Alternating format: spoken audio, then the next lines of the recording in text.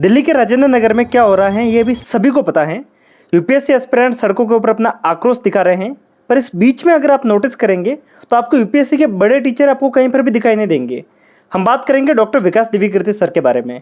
लोग इनको वैसे तो यूपीएससी का भगवान समझते हैं, कुछ लोग इनको भगवान की तरह पूजते भी हैं, कुछ लोग इनको अपना आइडियल समझते हैं। पर आपने एक चीज़ नोटिस की, इस प्रदर्शन के दौरान न विकास दिव्यकीर्ति सर का कोई बयान आया, नहीं ये वो वहाँ पे प्रदर्शन में दिखे। अब यहाँ पे काफ़ी लोग मुझे कमेंट करके बोलेंगे कि वो क्यों आए, वो कोई जर्नलिस्ट थोड़ी ना है, उन्होंने कोई ठेका थोड़ी ना ले रखा है। उन्होंने ठेका नहीं ले रखा, लेकिन उनका घर जो चलता है वो यूपीएससी के कारण चलता है, यूपीएससी के बच्चों के कारण चलता है। जब आपसे बच्चे उम्मीद रख सकते हैं तो आपको भी बच्चों के लिए जब वक्त आता है तो काम आना चाहिए। उनके आने से होगा क्या, वो प्रोटेस्ट को लीड कर सकते हैं।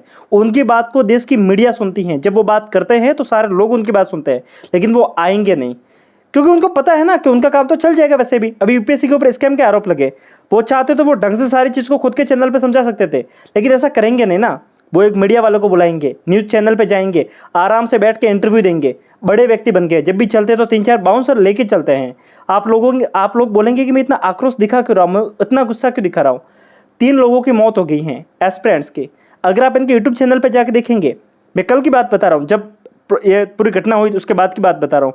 इनके चैनल पे कोचिंग के न्यू बैच के प्रमोशन चल रहे हैं, एडवर्टाइजमेंट चल रही है, पर किसी भी तरीके से श्रद्धांजलि की आपको वीडियो देखने को नहीं मिलेगी, किसी भी तरीके से आपको श्रद्धांजलि की पोस्ट देखने को नहीं मिलेगी।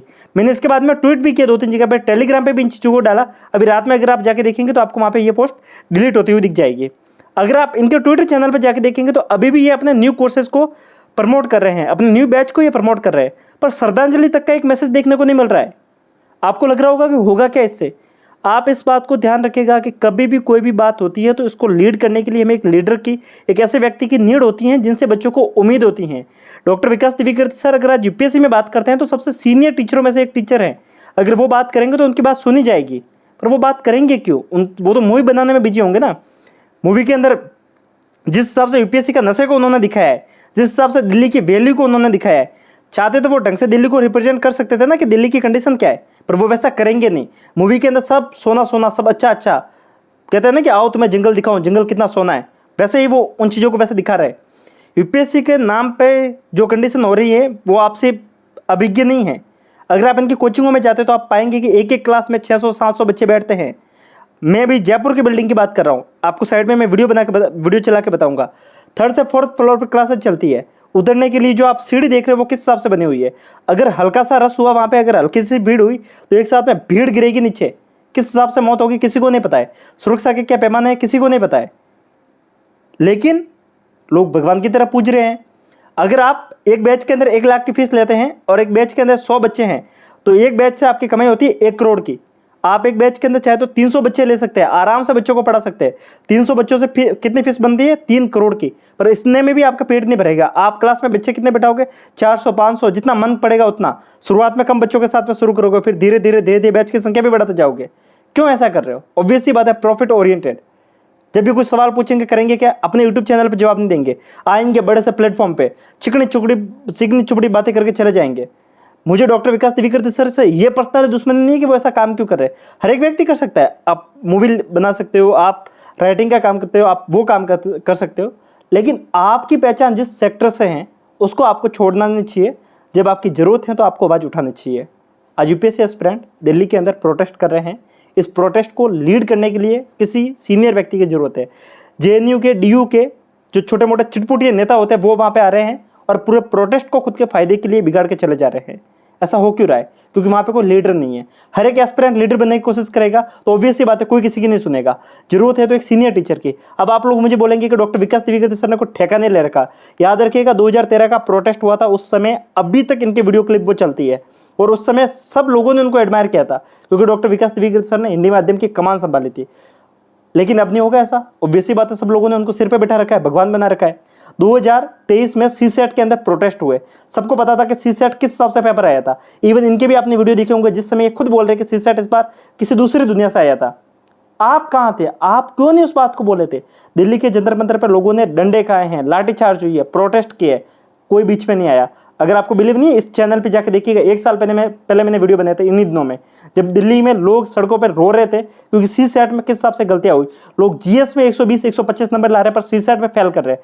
कर क्यों रहे? क्योंकि वो पेपर ही ऐसा था। अगर आपको ऐसा लग रहा है सिलेबस के साथ में पेपर उठा के देखिएगा कि किस हिसाब से इंजस्टिस हुआ था। लोगों के पास में प्रॉपर फाइल थी, पर होगा क्यों? क्योंकि उनके पास में एक लीडर नहीं है। ऑब्वियस सी बात है, वो कैट के अंदर केस लड़ेंगे, सुप्रीम कोर्ट के अंदर जाएंगे, सुप्रीम कोर्ट में सामने से लॉयर आएगा, कौन आएगा? एडवोकेट जनरल आएगा, सॉलिसिटर जनरल आएगा। हमारे पास में लॉयर होगा छोटा सा, ऑब्वियस सी बात है उसके सामने जीतेगा कैसे? देश का सबसे बड़ा लॉयर उनके सामने खड़ा रहेगा तो जीत कैसे सकते हैं हम उसके सामने? हमें प्रॉपर फाइनेंस की जरूरत होती है, और वो कौन करेगा? फाइनेंशियल सपोर्ट कौन करेगा? ये बड़ी कोचिंग वाले हमसे लाखों रुपए ऐड के बैठे हैं, कोचिंग के नाम पे गोरख धंधा चला रहे हैं। आप कोचिंगों को देखिए, आप जब एडमिशन लेने जाएंगे तो एक क्लास के आप जब एडमिशन हॉल में जाते हैं ना, कितनी बड़ा वो रूम होता है, कितना सुनहरा रूम होता है, कितना सजाया हुआ रूम होता है, लेकिन क्लासेज ऐसी नहीं होती है। क्यों? क्योंकि क्लासेस के अंदर तो आपको भीड़ बिठानी है, वो चाहे तो वहाँ पे सुविधा मुहैया करवा सकती है। और गलती इनकी नहीं है, गलती आप लोगों की है जो इनको इतना फॉलो करते हो। आपको पता है कि क्लास के अंदर 300 बच्चे आराम से बैठेंगे, 300 भी ज़्यादा मैं बता रहा हूँ, आराम से 200 बच्चे होते तो वो ढंग से टीचर के साथ में इंटरेक्ट कर पाते हैं। 200 बच्चे होंगे तभी वो टीचर उनका नाम तक याद कर पाएगा। लेकिन आपको 500-600 की भीड़ में पढ़ना है, एलईडी से पढ़ना है। यूपीएससी के नाम पे आपको भी पता होना चाहिए, यूपीएससी बिना इंटरेक्शन के नहीं पढ़ी जा सकती। पर है क्या? लाइब्रेरी में हम जाएंगे, एलईडी से पढ़ेंगे और घर आ जाएंगे। ऑब्वियसली बात है ना, फैन कल्चर चल रहा है। बनो फैन, भगवान बनाओ, पूजो इनको। सीधी सी बात है कि जब एस्पिरेंट की रेस्पॉन्सिबिलिटी टीचर नहीं ले रहे हैं तो ऑब्वियस सी बात है कि एस्पिरेंट को इनके खिलाफ आवाज़ उठानी चाहिए। एस्पिरेंट को इनसे सवाल करने चाहिए कि जब आपकी जरूरत है तो आप क्यों नहीं बीच में आए। कल का पूरा प्रोटेस्ट ऐसे ही गया। मुझे पता है 3-4 दिन के बाद में आएंगे, मीठी मीठी बातें करके चले जाएंगे, पर ये तब आएंगे जब लग रहा है कि हाँ अब ठीक है, अब आते हैं, बात करके चले जाते हैं। खैर, आप इसके बारे में क्या सोचते हैं कमेंट कर सकते हैं। गालियाँ लिखने का मानो तो वो भी लिख सकते हैं। अगर आप भगवान मानते हो तो आपको बुरा लगा होगा, पर मैं माफ़ी नहीं मांगूंगा, क्योंकि जो मुझे लगता है वो चीज़ें मैंने आपको बताई है। आप ब्रेन वॉश होके छोटे बच्चे, मैं दावे से बोल सकता हूँ, फर्स्ट ईयर सेकंड ईयर के बच्चे होंगे तो आपको ये बातें बुरी लगी होगी, पर आप ढंग से एस्पिरेंट है जिससे अटेम्प्ट दिए हैं तो उनको पता होगा कि यूपीएससी क्या फील्ड है। और अगर आपको बुरा लग रहा है तो आपकी गलती है, आपको समझ में नहीं आ रही चीज़ों को ढंग से देखेंगे, आके खोल के देखेंगे तो सच्चाई सामने आएगी। मीठी मीठी बातें करने से एग्जाम नहीं निकलते हैं, चीज़ें पढ़नी पड़ती हैं, चीज़ों के ऊपर बोलना पड़ता है, इनजस्टिस के खिलाफ बोलना पड़ता है। मूवियाँ देखने से काम नहीं होता है। खैर, मिलते हैं ऐसी वीडियो के साथ में, तब तक के लिए हंसते रहिए, मुस्कुराते रहिए, साथ साथ में पढ़ते भी रहिए। आप कमेंट करेंगे बाकी टीचरों के बारे में, ओझा सर, खान सर, सबके ऊपर हम बात करेंगे। Bajirao and Ravi English medium के सारी कोचिंग है, विजन है, सबके ऊपर हम बात करेंगे। मिलते हैं, तब तक के लिए नमस्कार, जय हिंद।